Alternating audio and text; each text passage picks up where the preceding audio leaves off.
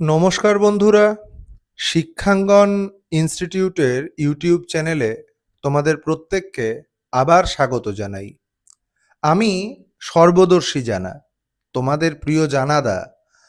আজ তোমাদের বলবো ভারতবর্ষের বিজ্ঞাপনী ইতিহাসে সবচেয়ে দীর্ঘদিন ধরে সাফল্যের সঙ্গে চলতে থাকা একটা বিজ্ঞাপনের গল্প। তোমরা ভাবছো বিজ্ঞাপনের গল্প এ আর এমন চমকপ্রদ হবে কি করে? আমি বলছি এই বিজ্ঞাপনের গল্পই চমকপ্রদ হয়ে উঠতে পারে যদি কিনা সে গল্প হয় ভারতবর্ষের প্রত্যেকটা ঘরে ঘরে পরিচিত আমুল গার্লের গল্প। আজকের এই ভিডিওতে আমরা জানব ভারতবর্ষের দুগ্ধ উৎপাদনের ইতিহাসে বিশিষ্ট কোম্পানি আমুলের গড়ে ওঠার কাহিনী, আর জানব কিভাবে সে যুগের বিজ্ঞাপন শিল্পীরা আমুল গার্লের মতো একটি দুষ্টু মিষ্টি মেয়েকে আমাদের প্রত্যেকের সঙ্গে পরিচিত করে দিয়েছিলেন। আর জানব কিভাবেই বা আমাদের দৈনন্দিন জীবনের সঙ্গে একাত্ম হয়ে গিয়েছিল এই আমুল গার্ল। তাই তোমাদের প্রত্যেকের কাছে তোমাদের জানাদার একান্ত অনুরোধ, এই ভিডিওটাকে শেষ পর্যন্ত দেখবে।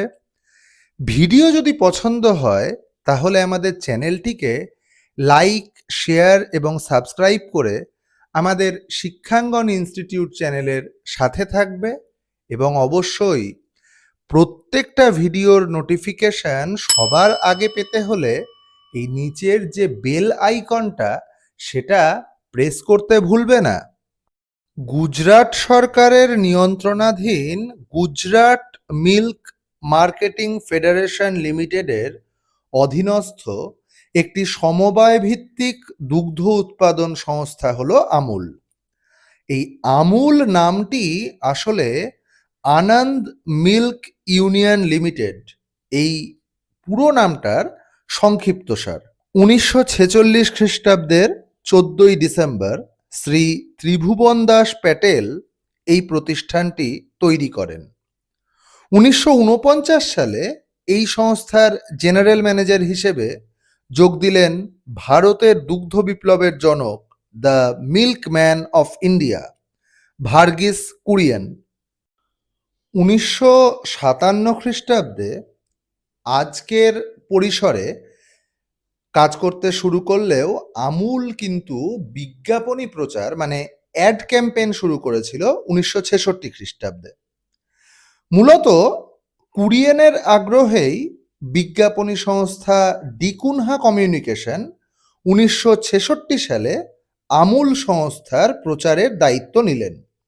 সে সময় দুগ্ধজাত সামগ্রীর বাজারে আমুলের প্রধান প্রতিদ্বন্দ্বী সংস্থা ছিল পলসান।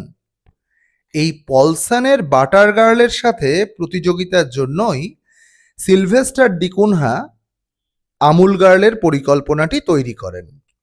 সিলভেস্টার ডিকুনহার পরিকল্পনা অনুসারে সংস্থার আর্ট ডিরেক্টর ইউস্টাস ফার্নান্ডেজ আমুল গার্লের ছবিটি এঁকেছিলেন।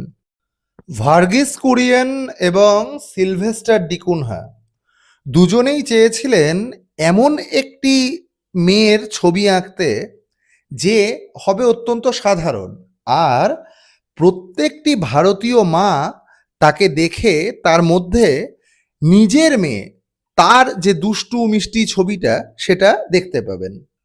পলকা ডটেড ফ্রক পরা, মাথায় ঝুঁটিওয়ালা, দুষ্টু মিষ্টি হাসিযুক্ত আমুল গার্লকে প্রথম দেখা গেল 1966 সালে মুম্বাইয়ের রাস্তার ওপর বিলবোর্ডগুলোতে তার বিজ্ঞাপন প্রথম লাগানো হয়েছিল। আজকের বিশিষ্ট রাজনীতিবিদ শশী থারুরের বোন শোভা থারুরকে দেখেই নাকি সিলভেস্টার ডিকুনহার মাথায় আমুল গার্লের চেহারাটা প্রথম এসেছিল। সেদিক থেকে দেখতে গেলে শোভা থারুরই আজকের আমুল গার্ল। আমুল গার্লের ছবিটি যেমন জনপ্রিয়, তেমনই জনপ্রিয় আমুলের বিজ্ঞাপনী ট্যাগলাইন, আটারলি বাটারলি ডেলিশিয়াস। ভারতীয় বিজ্ঞাপন জগতের এই জনপ্রিয়তম পংক্তিটি সৃষ্টি করেছিলেন সিলভেস্টারের স্ত্রী নিশা ডিকুনহা।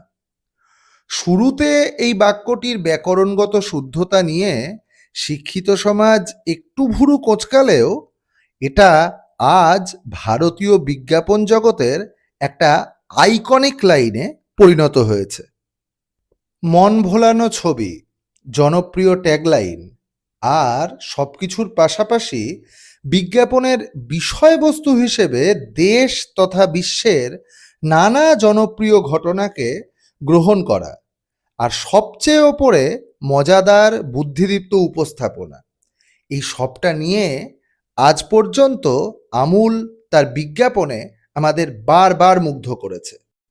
সাধারণভাবে আমরা হাসি মুখের আমুল গার্লের ছবির সাথেই পরিচিত, কিন্তু এই দুষ্টু মিষ্টি মেয়েটার চোখও কিন্তু মাঝে মাঝে ভিজে উঠেছে। ধরুন, স্রষ্টা সিলভেস্টার ডিকুনহার মৃত্যু, নারীর মর্যাদাহানি, অথবা ভার্গিস কুরিয়েনের মৃত্যুর পর তার চোখে দেখা গেছে জলের রেখা। লকডাউনে ক্ষুধার্ত দেশবাসীর কথা ভেবে সে উদাস হয়েছে।